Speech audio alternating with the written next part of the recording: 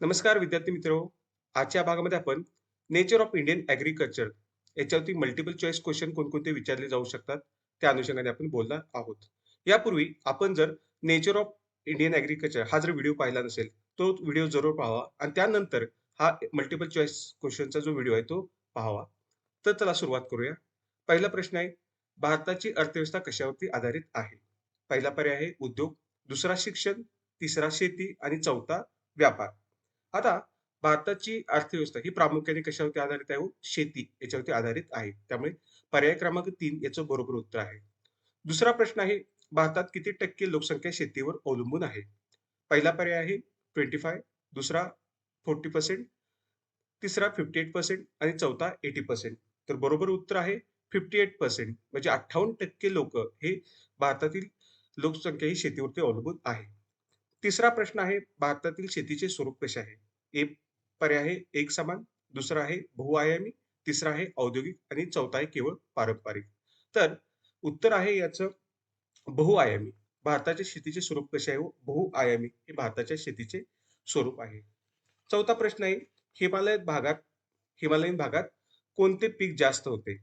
पहिला पर्याय आहे कापूस, दुसरा ज्वारी, तिसरा सफरचंद आणि चौथा ऊस. तर हिमालयन भागात सफरचंदाचे पीक घेतले जाते. त्यामुळे पर्याय 3 याचे बरोबर उत्तर आहे. पाचवा प्रश्न आहे, गंगा ब्रह्मपुत्र खोऱ्यात कोणते पीक मोठ्या प्रमाणामध्ये घेतले जाते? पर्याय पहिला आहे भात आणि गहू, दुसरा आहे ऊस आणि कापूस, तिसरा हळद आणि चौथा काजू. तर याचं बरोबर उत्तर आहे गंगा आणि ब्रह्मपुत्र खोऱ्यामध्ये भात आणि गहू पीक हे मोठ्या प्रमाणामध्ये घेतले जाते. पर्याय 1 हे याचं बरोबर उत्तर आहे. प्रश्न 6वा आहे, तो खरीप हंगाम कधी असतो? खरीप हंगाम कधी असतो? पर्याय 1 आहे मार्च ते मे, दुसरा जून ते सप्टेंबर, तिसरा ऑक्टोबर ते फेब्रुवारी आणि चौथा नोव्हेंबर ते जानेवारी. याचं बरोबर उत्तर आहे जून ते सप्टेंबर. बी पर्याय. खरीप हंगाम हा जून ते सप्टेंबर महिन्यामध्ये असतो. म्हणजे ज्यावेळेस पावसाळा असतो, त्यावेळेस खरीप हंगाम हा सुरू होत असतो. 7वा प्रश्न आहे, रब्बी हंगामातील प्रमुख पीक कोणते? रब्बी हंगामामध्ये कोणते प्रमुख पीक घेतले जाते? पहिला पर्याय आहे भात, दुसरा कापूस, तिसरा गहू, चौथा भुईमूग. 7व्याचं उत्तर बरोबर आहे, तो म्हणजे गहू. रब्बी हंगामात प्रमुख पीक हे गहू घेतले जाते. म्हणजे थंडीच्या कालावधीमध्ये रब्बी हंगाम हा सुरू होत असतो. त्यामध्ये गव्हाचं पीक हे या पर्यायापैकी घेतलं जातं. 8वा प्रश्न आहे, जायद हंगाम कधी असतो? पर्याय 1 आहे जून ते जुलै, दुसरा आहे एप्रिल ते जून, तिसरा आहे फेब्रुवारी ते मार्च आणि चौथा आहे डिसेंबर ते जानेवारी. याचं बरोबर उत्तर आहे एप्रिल ते जून या महिन्यामध्ये. जायद हंगाम म्हणजे हा असा हंगाम असतो, की ज्यावेळेस इरिगेशन फॅसिलिटी अवेलेबल असेल, वॉटर रिसोर्सेस अवेलेबल असतील, तर अशा वेळेस उन्हाळ्याच्या कालावधीमध्ये हा हंगाम हा सुरू होत असतो. हं, तो हंगामाचं बरोबर उत्तर आहे एप्रिल ते जून. 9वा प्रश्न आहे, जायद हंगामात कोणते पीक घेतले जाते? पर्याय आहे 1 टरबूज, दुसरा गहू, तिसरा तांदूळ आणि चौथा कापूस. तर 9व्याचं बरोबर उत्तर आहे टरबूज. जायद हंगामामध्ये टरबूज हे पीक घेतले जाते. 10वा प्रश्न आहे, भारतात शेती कोणत्या पाण्याच्या स्तोत्रात प्रामुख्याने अवलंबून असते? तर याचं बरोबर उत्तर आहे मान्सूनचा पाऊस. म्हणजे भारतातील शेती मान्सून पावसाच्या पाण्याच्या स्रोतावरती अवलंबून असते. प्रश्न क्रमांक 11 आहे, तो म्हणजे भारतात किती टक्के शेती जिरायत स्वरूपाची आहे? याचं बरोबर पर्याय आहे. पर्याय पहिला आहे 10%, दुसरा आहे 25%, तिसरा आहे 60% पेक्षा जास्त आणि चौथा पर्याय आहे तो 90%. तर याचं बरोबर उत्तर आहे, की भारतामध्ये 60% पेक्षा जास्त टक्के शेती ही कशावरती जिरायत स्वरूपाची आहे.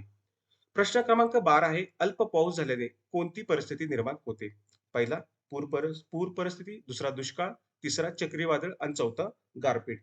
याचं बरोबर उत्तर आहे तो म्हणजे दुष्काळ. जर अल्प पाऊस झाला असेल तर दुष्काळाची परिस्थिती ही निर्माण होत असते. प्रश्न क्रमांक 13 आहे, अतिवृष्टीमुळे कोणते नुकसान होते? पर्याय क्रमांक 1 आहे उत्पादन वाढते, दुसरा भूधूप होते, तिसरा जमीन कठीण होते आणि चौथा पिके सुरक्षित राहतात. 13व्याचं उत्तर आहे भूधूप होते. अतिवृष्टी झाली असेल तर भूमीची काय होते धूप होते. हां, म्हणजे अतिवृष्टीमुळे भूधूप ही होते आणि पिकाचं नुकसान होत असतं. चौथा प्रश्न आहे, भारतीय शेतीसाठी मोठी समस्या कोणती? पर्याय 1 आहे मोठी जमीन, दुसरा लहान धारण क्षेत्र, तिसरा अन्नधान्य विपुल आणि चौथा आहे जास्त सिंचन. 14व्याचं बरोबर उत्तर आहे ते म्हणजे लहान धारण क्षेत्र. म्हणजे भारतातील मोठी समस्या जी आहे ते स्मॉल लँड होल्डिंग म्हणजे लहान धारण क्षेत्र ही एक मोठी समस्या आहे. पुढचा 15वा प्रश्न आहे, भारतातील 85% शेतकरी कोणत्या वर्गातून येतात किंवा कोणत्या वर्गामध्ये येतात? पर्याय क्रमांक 1 आहे मोठे मोठे शेतकरी, पर्याय क्रमांक 2 मध्यम, पर्याय क्रमांक 3 लहान भूधारक आणि पर्याय क्रमांक 4 सरकारी कर्मचारी. तर 15व्या प्रश्नाचं बरोबर उत्तर आहे ते म्हणजे लहान भूधारक. 85% जे शेतकरी आहेत ते लहान भूधारक या वर्गामध्ये भारतामध्ये येतात. पुढचा प्रश्न क्रमांक 16 आहे. भारतात सरासरी शेतकऱ्याकडे किती जमीन आहे? पर्याय क्रमांक 1 10 हेक्टर, पर्याय क्रमांक 2 5 हेक्टर, पर्याय क्रमांक 3 2 हेक्टरपेक्षा कमी आणि पर्याय पर्याय क्रमांक 4 20 हेक्टर. 16व्या प्रश्नाचं बरोबर उत्तर आहे 2 हेक्टरपेक्षा कमी ही सरासरी भारतीय शेतकऱ्याकडे जमीन असते. 17वा प्रश्न आहे लहान धारण क्षेत्राचा परिणाम काय होतो? पर्याय क्रमांक आहे उत्पादन वाढते, दुसरा यांत्रिकीकरण कमी होते, तिसरा सिंचन वाढते आणि चौथा निर्यात वाढते. 17व्याचं बरोबर उत्तर आहे यांत्रिकीकरण कमी होते. लहान धारण क्षेत्राचा परिणाम यांत्रिकीकरण त्या ठिकाणी करता येत नाही. त्यामुळे यांत्रिकीकरण कमी होते. पर्याय क्रमांक बी याचं बरोबर उत्तर आहे. पर्याय क्रमांक प्रश्न क्रमांक 18 विस्तृत शेतीमध्ये काय केले जाते? पर्याय क्रमांक 1 आहे कमी क्षेत्रात जास्त काम. पर्याय क्रमांक 2 जास्त क्षेत्र लागवडीखाली. पर्याय क्रमांक 3 केवळ बागायती आणि पर्याय क्रमांक 4 केवळ भाजीपाला.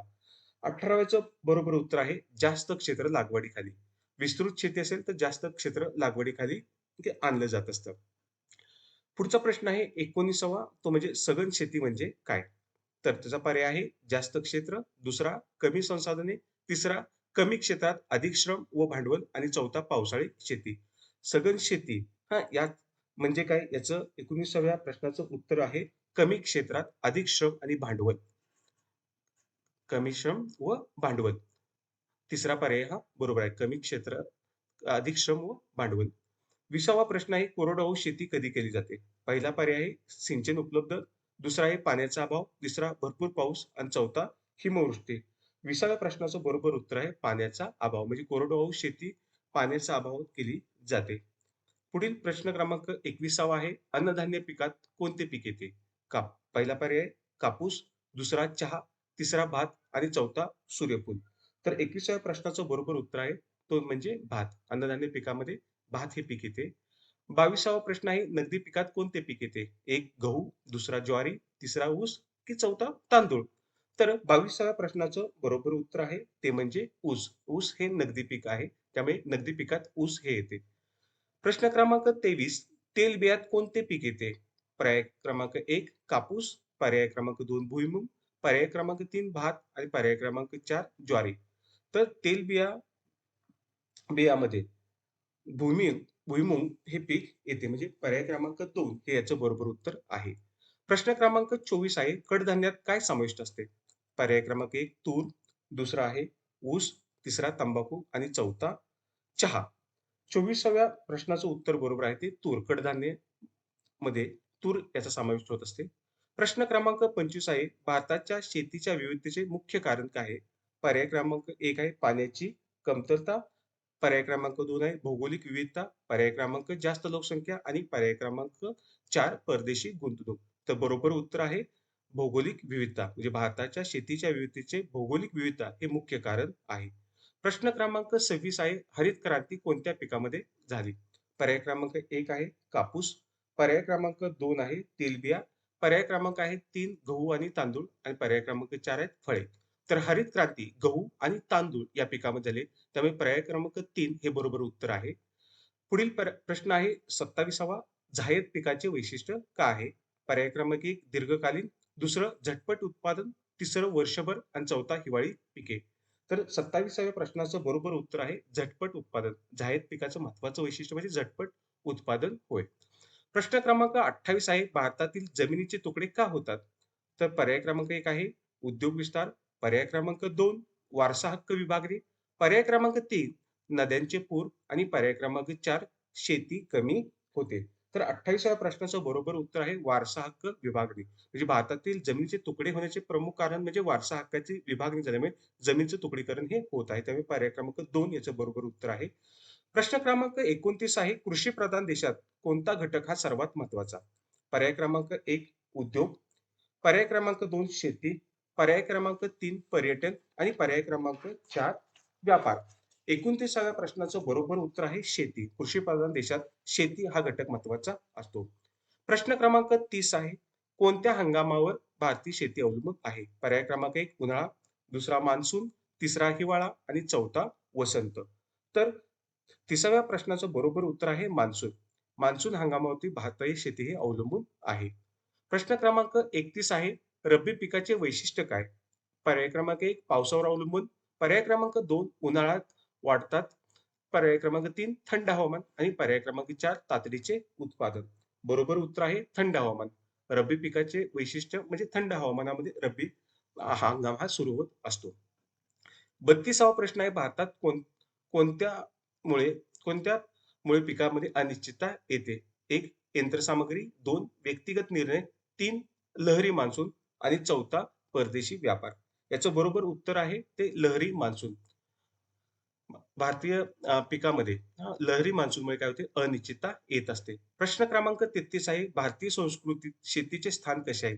पर्याय क्रमांक 1 आहे गौण, पर्याय क्रमांक 2 अप्रस्तुत, पर्याय क्रमांक 3 मोलाचे आणि पर्याय क्रमांक 4 कमी महत्त्वाचे. उत्तर आहे मोलाचे. म्हणजे भारतीय संस्कृतीत शेतीचे मोलाचे स्थान आहे. प्रश्न क्रमांक 34 कोणत्या पद्धतीत भांडवल आणि श्रम अधिक प्रमाणामध्ये वापरले जातात? पर्याय क्रमांक 1 जिरायत, 2 सघन, 3 विस्तृत आणि 4 पारंपरिक. चौथ्या 34व्या प्रश्नाचं उत्तर आहे सघन. सघन पद्धतीत भांडवल आणि श्रम अधिक प्रमाणामध्ये वापरले जातात. प्रश्न क्रमांक 35 आहे, भारतात जास्त प्रमाणात सिंचन कुठे आढळते? पर्याय क्रमांक 1 राजस्थान, पर्याय क्रमांक 2 पंजाब आणि हरियाणा, पर्याय क्रमांक 3 बिहार आणि पर्याय क्रमांक 4 केरळ. तर भारतात जास्त प्रमाणात सिंचन पंजाब आणि हरियाणामध्ये आढळते. त्यामुळे पर्याय क्रमांक 2 याचं बरोबर उत्तर आहे. प्रश्न क्रमांक 36 आहे, कोणत्या पिकासाठी सर्वाधिक पाणी आवश्यक आहे? पर्याय क्रमांक 1 गहू, पर्याय क्रमांक 2 ज्वारी, पर्याय क्रमांक 3 कापूस आणि पर्याय क्रमांक 4 भात. तर याचं बरोबर उत्तर आहे भात. भात पिकासाठी सर्वाधिक पाणी आवश्यक असते. प्रश्न क्रमांक 37 आहे, शेतीतील उत्पादन क्षमता कमी होण्याचे एक मोठे कारण कोणते? पर्याय क्रमांक 1 आहे मोठी जमीन, पर्याय क्रमांक 2 जास्त तंत्रज्ञान, पर्याय क्रमांक 3 लहान तुकड्याची जमीन आणि चौथा आहे भरपूर पाणी. 37व्या प्रश्नाचं उत्तर आहे लहान तुकड्याची जमीन. शेतीची उत्पादकता कमी होण्याचं महत्त्वाचं कारण म्हणजे लहान तुकड्याची जमीन. प्रश्न क्रमांक 38 आहे, भौगोलिक विविधतेमुळे भारतात काय आढळते? पर्याय क्रमांक 1 एक प्रकारची पिके, पर्याय क्रमांक 2 एकसमान शेती, पर्याय क्रमांक 3 विविध प्रकारची पिके आणि पर्याय क्रमांक 4 कमी उत्पादन. तर भौगोलिक विविधतेमुळे भारतात विविध प्रकारची पिके आढळतात. त्यामुळे पर्याय क्रमांक 3 हे याचं बरोबर उत्तर आहे. पुढील प्रश्न आहे 39 कोणते पीक मसाल्यामध्ये येते? एक आहे सोयाबीन, दुसरा आले, तिसरा ज्वारी आणि चौथं तांदूळ. तर याचं उत्तर बरोबर आहे आले. आले पीक हे मसाल्यामध्ये येते. प्रश्न क्रमांक 40 आहे भारतीय शेतीतील प्रमुख समस्या कोणती? एक पर्याय आहे मोठ्या शेतजमिनी, दुसरा पर्याय आहे कमी खर्च, तिसरा आहे तांत्रिक मागासलेपणा आणि चौथा आहे भरपूर सिंचन. तर याचं बरोबर उत्तर आहे तांत्रिक मागासलेपणा. प्रश्न क्रमांक आहे 41 खरीप पिकाचा मुख्य आधार काय आहे? पर्याय आहे 1 सिंचन, दुसरा मान्सून, तिसरा यंत्र आणि चौथा मजूर. याचं बरोबर उत्तर आहे बी मान्सून. खरीप पिकाचा मुख्य आधार हा मान्सून आहे. प्रश्न क्रमांक 42 आहे जमिनीची धूप कोणत्यामुळे होते? पर्याय क्रमांक 1 आहे कमी पाऊस, पर्याय क्रमांक 2 अतिवृष्टी, पर्याय क्रमांक 3 खताचा वापर आणि पर्याय क्रमांक 4 कीटकनाशक. तर बरोबर उत्तर आहे अतिवृष्टी. जमिनीची धूप ही अतिवृष्टीमुळे होत असते. प्रश्न क्रमांक 43 आहे कृषी विपणनातील अडचण कोणती आहे? पर्याय क्रमांक 1 जादा उत्पादन, पर्याय क्रमांक 2 कमी मागणी, पर्याय क्रमांक 3 बाजारातील अनिश्चितता आणि पर्याय क्रमांक 4 कमी शेतकरी. तर कृषी उत्पन्नातील प्रमुख अडचणी बाजारातील अनिश्चितता. त्यामुळे पर्याय क्रमांक 3 याचं बरोबर उत्तर आहे. प्रश्न क्रमांक 44 आहे कोरडवाहू शेती मुख्यतः कुठे होते? पर्याय आहे 1 पंजाब, दुसरा राजस्थान, तिसरा केरळ आणि चौथा आसाम. हा कोरडवाहू शेती प्रामुख्याने राजस्थान येथे होते. त्यामुळे पर्याय क्रमांक 2 हे याचं बरोबर उत्तर आहे. प्रश्न क्रमांक 45 पारंपरिक शेतीचे वैशिष्ट्य काय आहे? तर पहिला पर्याय आहे अत्याधुनिक साधने, दुसरा कमी उत्पादन, तिसरा रासायनिक खते कमी आणि चौथा भरपूर यंत्रीकरण. याचं बरोबर उत्तर आहे रासायनिक खते कमी. म्हणजे पारंपरिक शेतीचे वैशिष्ट्य की रासायनिक खते ही कमी वापरली जात असतात. प्रश्न क्रमांक 46 आहे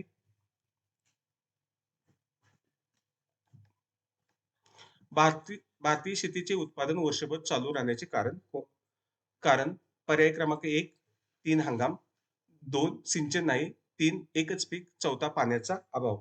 46व्या प्रश्नाचं उत्तर बरोबर आहे, की 3 हंगाम. भारतीय शेतीमध्ये उत्पादन वर्षभर चालू राहण्यासाठी 3 हंगाम असतात. एक खरीप, दुसरा रब्बी हंगाम आणि तिसरा जाहीर हंगाम. हे 3 हंगाम असतात. प्रश्न क्रमांक 47 भारतात जास्तीत जास्त फळ उत्पादन कुठे घेतले जाते? पर्याय एक आहे वाळवंट, दुसरा डोंगराळ भाग, तिसरा किनारी भाग आणि चौथा मोकळे मैदानी प्रदेश. पर्याय क्रमांक 3 याचं बरोबर उत्तर आहे. भारतात जास्तीत जास्त फळ उत्पादन किनारी भागामध्ये घेतले जाते. प्रश्न क्रमांक 48 आहे भारतात शेतीचे स्थैर्य कोणावर अवलंबून असते? पर्याय एक आहे औद्योगिकरण, दुसरा मान्सून व हवामान, तिसरा आयात आणि चौथा परकीय गुंतवणूक. 48व्या प्रश्नाचं बरोबर उत्तर आहे मान्सून व हवामान. भारतीय शेतीचे स्थैर्य हे मान्सून व हवामान यावर अवलंबून असते. प्रश्न क्रमांक 49 जाहीर हंगामातील पिके कोणावर अवलंबून असतात? पर्याय क्रमांक 1 नैसर्गिक पाऊस, 2 सिंचन, 3 कडधान्य आणि 4 समुद्र. उत्तर आहे सिंचन. जाहीर पिकातील हंगामातील पिके हे सिंचनावरती अवलंबून असतात. त्यामुळे पर्याय क्रमांक 2 बरोबर आहे. प्रश्न क्रमांक 50 भारतीय अर्थव्यवस्थेचा कणा कोणता? 1 उद्योग, 2 व्यापार, 3 शेती आणि 4 खाणकाम. तर भारतीय शेतीचा कणा हा भारतीय अर्थव्यवस्थेचा कणा हा शेती आहे. त्यामुळे पर्याय क्रमांक 3 हे उत्तर आहे. अशा पद्धतीने आपण 50 मल्टिपल चॉईस क्वेश्चन हे आपण नेचर ऑफ इंडियन ॲग्रीकल्चर म्हणजे भारतीय शेतीचे स्वरूप याच्यावरती पाहिलेले आहेत. धन्यवाद.